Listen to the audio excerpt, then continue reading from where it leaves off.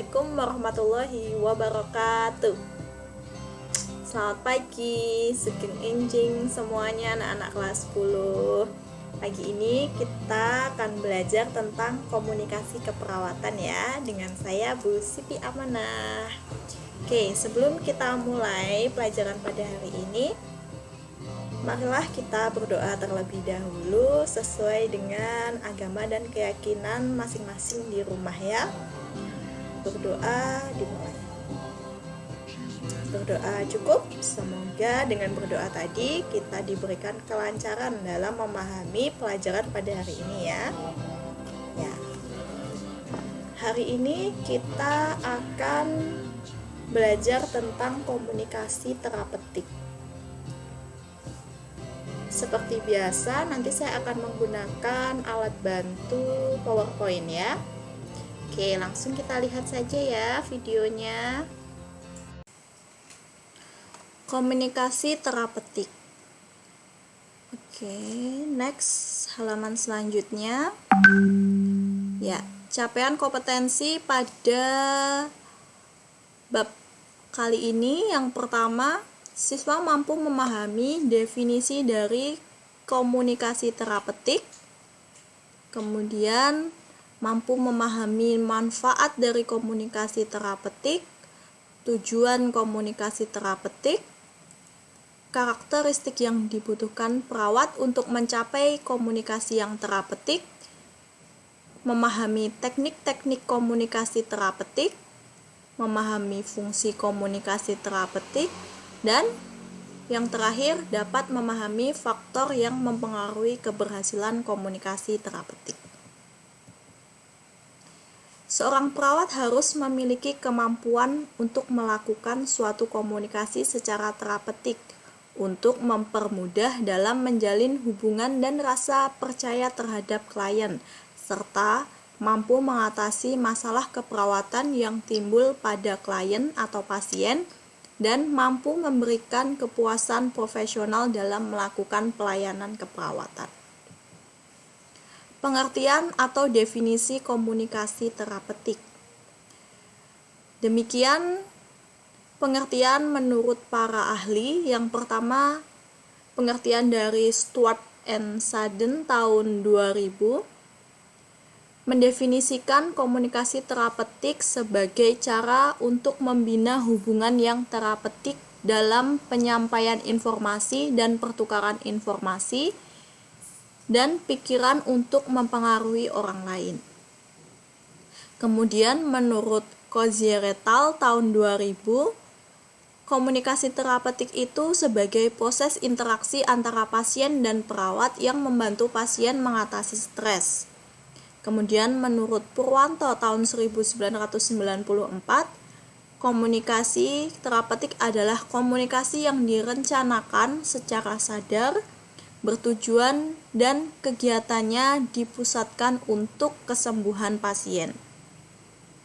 Kemudian, pengertian dari Northhurst tahun 1998, komunikasi terapeutik itu adalah kemampuan atau keterampilan keperawat untuk membantu pasien beradaptasi terhadap stres, mengatasi gangguan psikologis, dan belajar bagaimana berhubungan dengan orang lain. Jadi, pada dasarnya komunikasi terapeutik itu merupakan komunikasi profesional yang mengarah pada tujuan, yaitu untuk penyembuhan pasien. Manfaat komunikasi terapeutik. Komunikasi terapeutik ini bermanfaat untuk mendorong dan membina hubungan yang terapeutik antara perawat dan pasien dengan mengidentifikasi, mendengarkan ungkapan, dan mengkaji masalah serta evaluasi hasil tindakan yang dilakukan oleh perawat. Tujuan komunikasi terapeutik. Yang pertama adalah membantu pasien untuk menjelaskan dan mengurangi beban perasaan dan pikiran, serta dapat mengambil tindakan untuk mengubah situasi yang ada bila pasien percaya pada hal-hal yang diperlukan. Kemudian yang kedua, mengurangi keraguan membantu dalam hal mengambil tindakan yang efektif dan mempertahankan kekuatan egonya. Yang ketiga, mempengaruhi orang lain, lingkungan fisik, dan dirinya sendiri dalam hal peningkatan derajat kesehatan. Dan tujuan terakhir adalah untuk mempererat hubungan atau interaksi antara pasien dengan terapis atau tenaga kesehatan secara profesional dan proporsional dalam rangka membantu menyelesaikan masalah pasien. Karakter yang harus dimiliki oleh perawat untuk dapat melakukan komunikasi yang terapeutik terhadap pasien. Yang pertama, perawat itu memiliki kesadaran diri terhadap nilai yang dianutnya. Jadi, perawat itu harus mampu menjelaskan dulu tentang dirinya sendiri, tentang keyakinannya dan apa yang menurutnya itu penting dalam kehidupannya, sehingga nanti perawat juga dapat membantu pasien itu untuk melakukan hal yang sama, untuk mengenali keyakinan dan hal-hal yang penting menurut diri pasien. Kemudian yang kedua, yaitu perawat memiliki kemampuan untuk menganalisis pertanyaan perasaannya sendiri. Maksudnya yaitu perawat secara bertahap belajar untuk mengenal dan mengatasi berbagai perasaan yang dialami. Misalnya seperti rasa malu, marah, kecewa, atau putus asa. Sehingga ketika perawat sudah mampu mengenali perasaannya sendiri, diharapkan perawat dapat membantu pasien untuk dapat mengenali perasaannya juga. Kemudian yang ketiga adalah perawat memiliki kemampuan untuk menjadi contoh peran. Perawat perlu mempunyai pola dan gaya hidup yang sehat, termasuk kemampuannya dalam menjaga kesehatan agar dapat dicontoh oleh pasien. Yang keempat, perawat memiliki karakter altruistik. Altruistik adalah perasaan kepuasan yang dirasakan oleh perawat ketika mampu menolong orang lain dengan cara yang manusiawi. Kemudian yang kelima adalah perawat memiliki rasa tanggung jawab etik dan moral. Jadi, tiap keputusan yang dibuat oleh perawat itu selalu memperhatikan prinsip-prinsip yang menjunjung tinggi kesehatan dan kesejahteraan manusia dan dipertanggungjawabkan secara etik dan moral. Perbedaan komunikasi terapeutik dan komunikasi sosial. Komunikasi sosial itu komunikasi yang tidak memiliki tujuan yang spesifik. Sedangkan komunikasi terapeutik berfungsi untuk mencapai kesembuhan pasien. Komunikasi terapeutik itu memiliki tujuan untuk kesembuhan pasien dengan melakukan perubahan dalam diri pasien.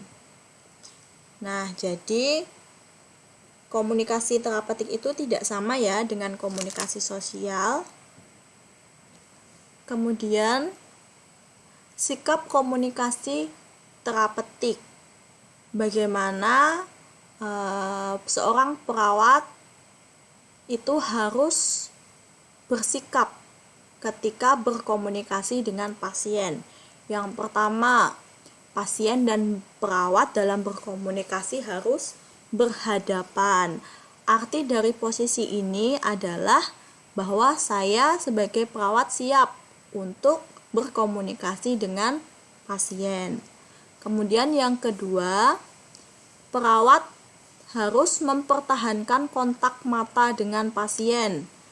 Berarti perawat itu menghargai pasien dan menyatakan keinginannya untuk melakukan komunikasi. Yang ketiga, menunduk atau mengarahkan tubuh ke arah atau lebih dekat dengan lawan bicara. Posisi atau sikap ini menunjukkan keinginan perawat untuk mendengarkan apa yang disampaikan oleh pasien. Kemudian yang keempat, mempertahankan sikap terbuka. Sikap terbuka itu adalah sikap tidak melipat kaki atau tangan dan menunjukkan keterbukaan untuk berkomunikasi. Yang kelima adalah bersikap tenang dan rileks. Jadi perawat itu dapat mengontrol keseimbangan antara ketegangan yang ada dalam dirinya dengan relaksasi dalam memberikan respon terhadap klien. Jadi misalnya kalau perawat itu sedang berkomunikasi dengan pasien, kemudian perawat merasa kaget dengan apa yang disampaikan pasien, misalnya perawat itu merasa tidak nyaman dengan apa yang disampaikan oleh pasien, jangan langsung menunjukkan sikap yang tegang atau marah, tetapi sebisa mungkin kita menunjukkan sikap yang rileks. Oke, lanjut ke teknik komunikasi terapeutik. Apa sih teknik yang harus dilakukan dalam komunikasi terapeutik itu? Yang pertama, teknik mendengarkan. Jadi perawat ini harus memiliki teknik mendengarkan yang baik. Perawat berusaha untuk mengerti pasien dengan cara mendengarkan hal yang disampaikan klien dengan berupaya untuk memahami perasaannya. Sikap yang dibutuhkan untuk menjadi pendengar yang baik itu antara lain pandangan perawat harus tertuju kepada klien saat klien itu sedang berbicara. Tidak menyilangkan kaki dan tangan, menghindari tindakan yang tidak perlu. Menganggukkan kepala jika pasien itu membicarakan hal yang penting atau memerlukan umpan balik, dan agak mencondongkan tubuh ke arah lawan bicara. Oke, teknik yang kedua yang harus diterapkan dalam komunikasi terapeutik adalah teknik acceptance atau penerimaan. Di sini perawat harus dapat mendukung dan menerima informasi yang disampaikan oleh pasien dengan tingkah laku yang menunjukkan ketertarikan dan tidak menilai. Acceptance di sini bukan berarti setuju ya, tapi perawat itu bersedia untuk mendengarkan pasien tanpa menunjukkan keraguan atau ketidaksetujuan. Kemudian untuk sikap perawat yang dapat ditunjukkan dari teknik ini adalah seperti mendengarkan tanpa memutus pembicaraan, memberikan umpan balik verbal yang menyatakan pengertian, memastikan bahwa isyarat nonverbal cocok dengan komunikasi verbal yang dilakukan oleh perawat, menghindari perdebatan, menghindari ekspresi keraguan, dan jangan berusaha untuk mengubah pikiran pasien.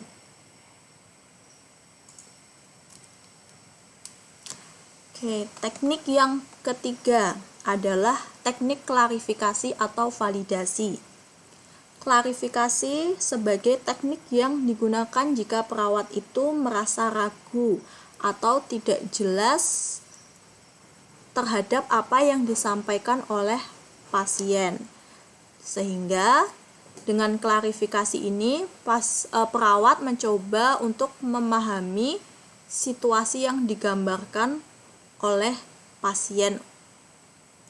Tujuan dari klarifikasi adalah untuk menyampaikan pemahaman atau pengertian, karena keakuratan informasi sangat penting dalam memberikan pelayanan asuhan keperawatan.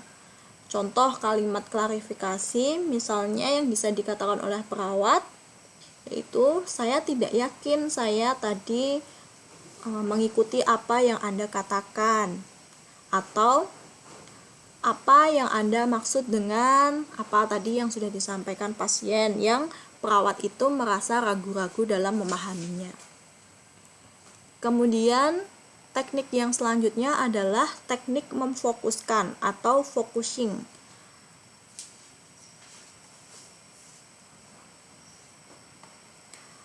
Perawat ini membantu agar pasien membicarakan topik yang telah dipilih dan topik yang penting. Contoh kalimatnya adalah, hal ini tampaknya penting, mari kita bicarakan lebih dalam lagi. Atau, apa yang sudah kita sepakati untuk dibicarakan. Jadi, pertanyaan-pertanyaan itu difungsikan untuk dapat memfokuskan topik pembicaraan antara perawat dan pasien.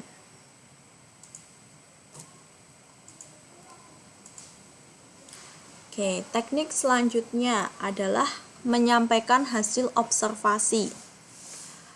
Perawat perlu memberikan respon atau umpan balik kepada pasien dengan menyatakan hasil pengamatannya sehingga pasien itu dapat mengetahui apakah pesannya diterima dengan benar atau tidak. Dalam hal ini, perawat menguraikan kesan yang ditimbulkan oleh isyarat nonverbal pasien. Contoh menyampaikan hasil observasi terhadap isyarat nonverbal pasien adalah, Anda terlihat tampak tenang. Kemudian perawat juga bisa mengatakan, Anda tampak terlihat tidak tenang. Seperti itu ya. Kemudian teknik selanjutnya adalah menawarkan informasi. Jadi perawat memberikan tambahan informasi yang dapat digunakan sebagai pendidikan kesehatan bagi pasien dan menambah rasa percaya diri pasien terhadap perawat. Perawat tidak boleh terkesan seperti memberikan nasihat dalam memberikan informasi, tetapi memfasilitasi pasien untuk dapat mengambil keputusan. Kemudian, teknik yang selanjutnya adalah teknik untuk diam atau memelihara ketenangan. Diam di sini tujuannya adalah untuk memberikan kesempatan pada perawat dan pasien untuk menata pikirannya dan memproses informasi yang sudah diterima atau akan disampaikan. Penggunaan metode ini memerlukan keterampilan dan ketepatan waktu, karena apabila tidak tepat waktunya dapat menimbulkan perasaan yang tidak nyaman. Seperti itu ya. Nah, diam ini bisa dilakukan bila mana pasien ini di waktu pasien ini harus mengambil keputusan. Sehingga diam di sini menunjukkan bahwa perawat itu bersedia untuk menunggu respon dari pasien. Oke. Teknik selanjutnya adalah teknik meringkas. Meringkas adalah melakukan pengulangan pada pokok bahasan yang telah dikomunikasikan secara singkat. Metode ini bermanfaat untuk mengingat aspek penting yang telah dibahas sebelum melanjutkan ke topik atau interaksi berikutnya. Contohnya, selama 15 menit ini Anda dan saya telah membicarakan misalnya tentang manajemen kesehatan yang sudah dilakukan oleh pasien, apa disebutkan. Nah, seperti itu ya. Kemudian kita ke teknik berikutnya, ada memberikan penghargaan. Jadi di sini dalam berkomunikasi dengan pasien, perawat itu harus memiliki teknik untuk memberi penghargaan dari apa yang telah disampaikan oleh pasien. Pemberian penghargaan ini dapat dilakukan dengan cara menyebutkan nama atau menyampaikan salam kepada pasien, yang berarti bahwa kita menghargai pasien. Dalam memberikan penghargaan perlu diingat ya, jangan sampai penghargaan yang kita sampaikan kepada klien ini justru menjadi beban untuk pasien tersebut, sehingga pasien ini justru berusaha dengan keras dan melakukan banyak cara demi untuk mendapatkan pujian, persetujuan, atau penghargaan dari perawat. Contoh kalimat sebagai pujian atau penghargaan yang dapat dikatakan oleh perawat adalah, saya melihat Anda sudah bisa memakai baju dengan rapi hari ini, atau saya melihat Anda tampak segar dan bersih hari ini. Itu bisa menjadi sebuah kalimat penghargaan atau pujian. Kemudian teknik selanjutnya yang harus diterapkan dalam komunikasi terapeutik adalah teknik menawarkan diri atau offering self. Teknik ini menyediakan diri tanpa respon bersyarat atau respon yang diharapkan. Jadi, teknik komunikasi ini harus dilakukan dengan tulus, karena mungkin perawat itu belum siap untuk berkomunikasi secara verbal dengan orang lain. Jadi di sini perawat itu harus dapat menawarkan dirinya bahwa perawat tersebut mau untuk atau bersedia berkomunikasi dengan pasien. Contoh kalimat menawarkan diri itu seperti, saya akan duduk menemanimu selama 15 menit. Kemudian untuk teknik selanjutnya adalah mempersilahkan untuk meneruskan pembicaraan. Teknik ini mengindikasi bahwa perawat sedang mengikuti dan respek atau menghargai dengan hal yang sedang dibicarakan. Jadi perawat mendukung klien atau pasien itu untuk meneruskan apa yang sedang disampaikan. Contoh kata atau kalimatnya yaitu perawat bisa mengatakan, dan kemudian silahkan diteruskan, seperti itu ya. Kemudian teknik selanjutnya adalah memberi pertanyaan terbuka. Tujuan perawat memberikan pertanyaan terbuka ini adalah untuk mendapatkan informasi yang spesifik mengenai apa yang disampaikan oleh pasien. Contoh pertanyaan terbuka yaitu, dari mana Anda akan mulai, atau apa yang Anda pikirkan pagi ini, atau bisa juga bagaimana perasaan Anda saat ini. Jadi nanti pasien bisa menjawab sesuai dengan kondisi masing-masing pasien.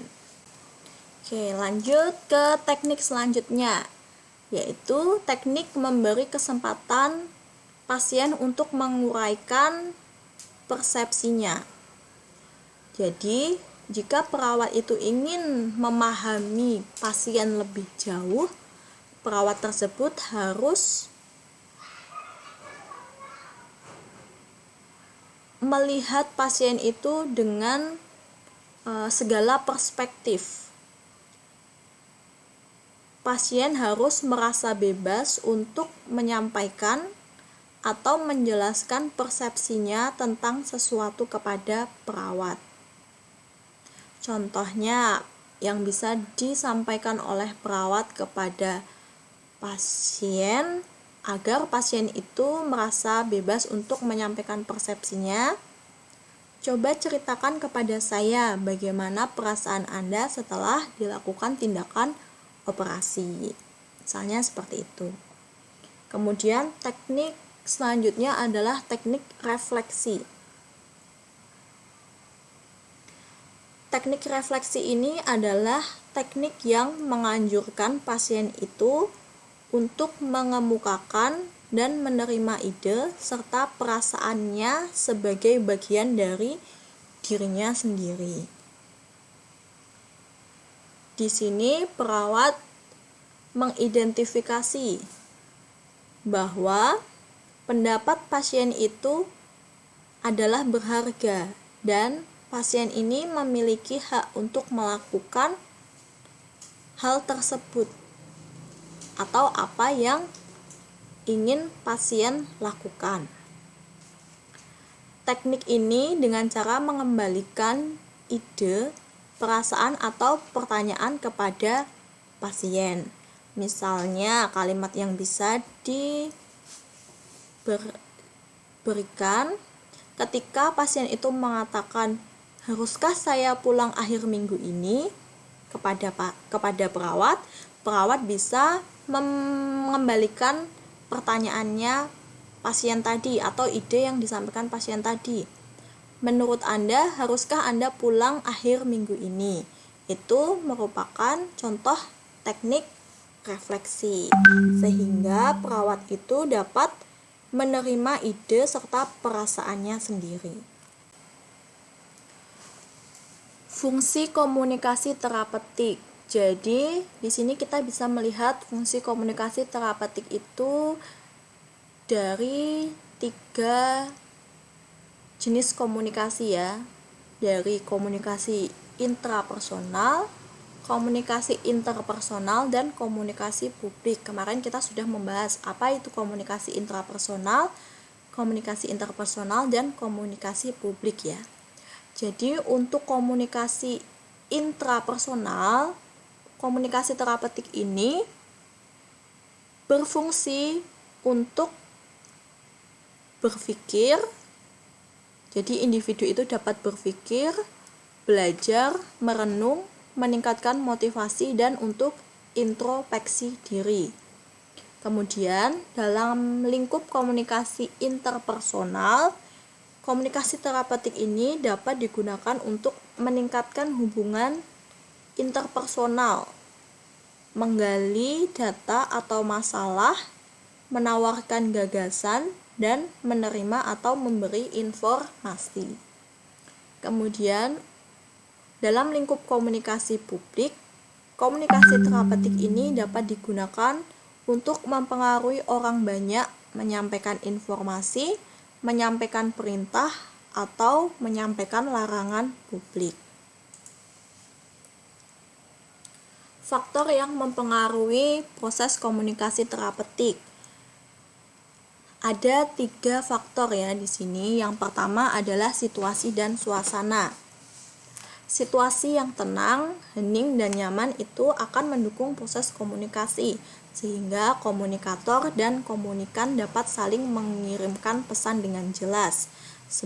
Sebaliknya, situasi yang ramai atau tidak tenang itu dapat menghambat proses komunikasi terapeutik, di mana komunikasi antara komunikator dan komunikan dapat menjadi tidak jelas. Kemudian faktor yang kedua adalah waktu yang tepat. Perawat harus mempertimbangkan waktu yang tepat untuk berkomunikasi dengan pasien. Jika waktunya tidak tepat, dapat memungkinkan atau menimbulkan masalah atau kemarahan dari pihak pasien. Bisa pasien itu tersendiri atau dari keluarga pasien. Kemudian yang ketiga adalah kejelasan pesan. Pesan yang kurang jelas dalam komunikasi terapeutik itu dapat ditafsirkan berbeda oleh komunikan, sehingga antara komunikan dan komunikator dapat berbeda persepsi tentang pesan yang disampaikan dan mempengaruhi pencapaian tujuan komunikasi terapeutik itu sendiri. Oke, tadi kita sudah belajar tentang definisi komunikasi terapeutik, manfaat, tujuan, karakteristik perawat dalam melakukan komunikasi terapeutik, kemudian fungsi, dan juga teknik. Nah, silahkan kalian mencari literatur tentang 3 hambatan dalam komunikasi terapeutik berikut. Kemudian kalian jelaskan masing-masing hambatannya. Silahkan kalian bisa mengerjakan tugas ini, boleh diketik atau ditulis tangan. Kemudian tugasnya dikirim ke WA saya. Seperti itu ya. Ya, demikian tadi ya materi yang bisa saya sampaikan. Apabila ada materi yang belum kalian pahami, bisa langsung tanya di kolom komentar atau bisa bertanya lewat WA ya. Akhir kata, Ibu ingin mengingatkan lagi kepada kalian agar kalian selalu mentaati protokol kesehatan dimanapun kalian berada. Dan jika tidak ada keperluan yang mendesak, usahakan untuk tetap di rumah saja ya.